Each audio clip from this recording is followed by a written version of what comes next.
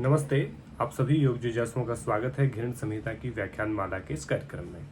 जैसा कि आपको पता है कि पिछले कुछ दिनों से हम षटकर्म की चर्चा कर रहे हैं, जिसमें हमने धोती, बस्ती और नीति इन 3 षटकर्मों को जान चुके हैं।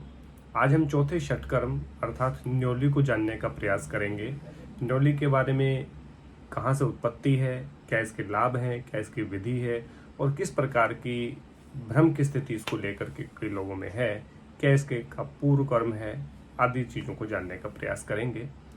तो षटकर्म के चौथे अंग यानी कि न्योली को जानते हैं। इसको लोलिकी भी कहा गया है। घृण संहिता में इसका दूसरा जो नाम है, मतलब मूल जो नाम है, वो लोलिकी है। लोलिकी यानी कि जो लोल शब्द से उत्पन्न होता है, इसी को न्योली क्रिया कहते हैं। तो लोल शब्द का अर्थ जो होता है वो तेज गति से घुमाने को हम लोल कहते हैं।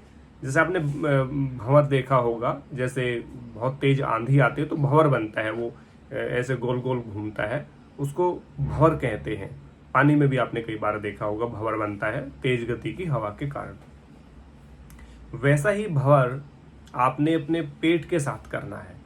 माने अपने पेट की आंतों को, पेट की मसल्स जो है हमारी लेफ्ट और राइट, पेट को बाएं से दाएं, दाएं से बाएं की ओर घुमाना न्योली क्रिया कहलाता है।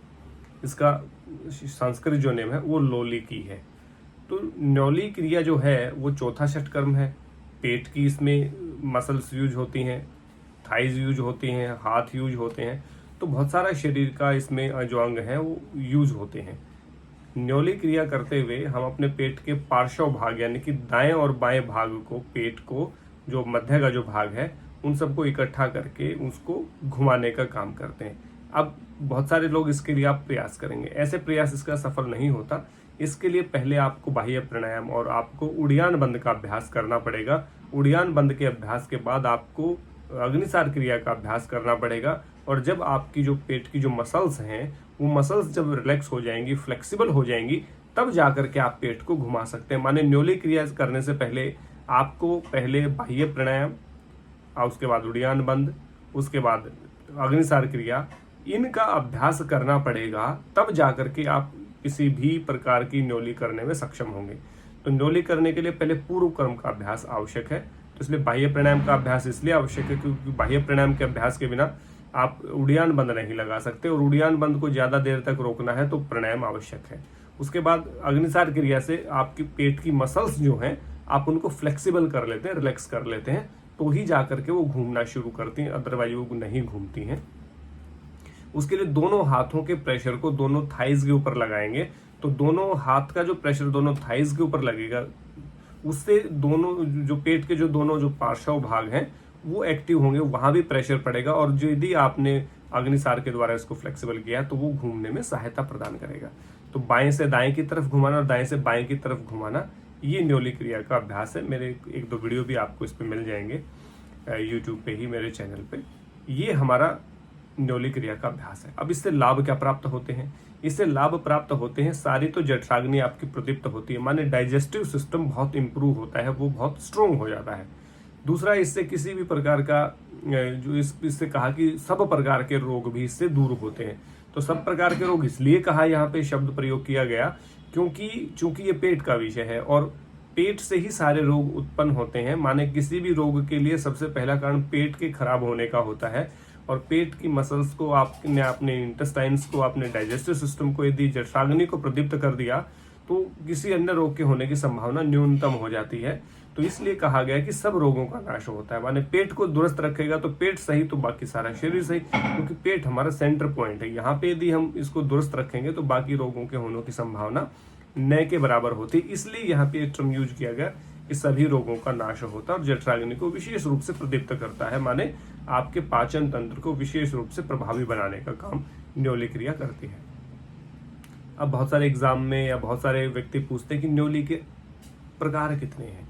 यदि मैं बात करूं हठ प्रदीपिका की, यदि मैं बात करूं घृण संहिता की, तो इसमें किसी भी प्रकार की चर्चा नहीं की कि केवल न्योली का एक ही प्रकार है, पेट को घुमाना, इसी को न्योली कहा है। उन्होंने किसी प्रकार का वर्गीकरण, किसी प्रकार के टाइप, किसी प्रकार के भेद इसके नहीं किए हैं। लेकिन चूंकि आधुनिक जो आचार्य हैं, जो अभी वर्तमान में कुछ सालों पहले जिन्होंने योग में अपना काम करना शुरू किया। उन्होंने योग न्योली के 4 प्रकार बताए हैं। तो न्योली के जो 4 प्रकार हैं वो अकॉर्डिंग टू हठप्रदीपिका और अकॉर्डिंग टू घृण संहिता नहीं है, माने टेक्स्ट के अकॉर्डिंग नहीं है, ग्रंथ के अनुसार ऐसे कोई भेद नहीं किए गए हैं। ये स्पष्ट आप समझ लें, इसको क्लियर कर लें। ये जो आधुनिक आचार्य हैं 50, 60, 70 साल पहले तक की हम बात करें, 20, 30, 40 साल से की बात हम करें, इन्होंने ही इसका वर्गीकरण किया है। कुछ स्वामी हैं, कुछ ऋषि हैं जिन्होंने कहा कि न्योली 3 प्रकार की होती है, वाम न्योली, मध्यम न्योली और दक्षिण न्योली। किसी ने कहा 4 प्रकार की होती है, वाम, मध्यम, दक्षिण और भ्रमर न्योली, यानी कि पेट को घुमाने को भी वो पेट को जो घूमने की प्रक्रिया है उसको भ्रमर न्योली कहा गया है अकॉर्डिंग टू सम आचार्य, जो मतलब अभी वर्तमान के जो आचार्य हैं उनके अनुसार। और यदि मसल्स को बाईं तरफ निकाल देंगे तो वो वाम न्योली हो जाएगी, यानी कि लेफ्ट साइड आप निकालेंगे, मसल्स को पुश करेंगे तो वाम न्योली कहलाएगी, राइट साइड पुश करेंगे तो वो दक्षिणी न्योली कहलाएगी, यानी कि राइट साइड की। और यदि आप मध्य में दोनों मसल्स को पेट के बीच में लेकर के उनको इकट्ठी करते हैं, जैसा कि आपने चित्र में भी आप देखेंगे जो इसके थंबनेल में लगा है, उस चित्र में भी आपको लगेगा वो मध्य न्योली है, यानी कि बीच में निकालना, उसको मध्य न्योली कहा है। तो मुख्य रूप से वाम, दक्षिण और मध्य, यानी कि बाईं, दाईं और बीच की, ये न्योली के 3 प्रकार हैं। लेकिन कुछ लोगों ने न्योली के 4 प्रकार बताए हैं, वाम, दक्षिण, मध्य और भ्रमर, यानी कि घूमना।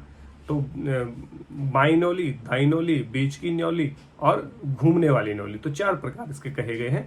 कुछ लोगों ने 3 माना है, कुछ लोगों ने 4 माना है। किन लोगों ने माना है ये भी मैंने आपको बता दिया है। यहाँ पे किसी भी प्रकार से महर्षि घृण और स्वामी स्वात्माराम ने कोई भी प्रकार, भेद या टाइप की बात न्योली के संबंध में नहीं की। केवल पेट को घुमाने की प्रक्रिया को उन्होंने न्योली कहा है। ये जो वर्गीकरण है, ये जो डिवीजन है, ये जो भेद है, ये जो वर्गीकरण है, ये आधुनिक आचार्यों ने किए हैं। इसका हठप्रदीपिका और घृण संहिता से कोई विशेष संबंध नहीं है। ये उनकी अपनी सोच, उनकी अपनी रिसर्च है।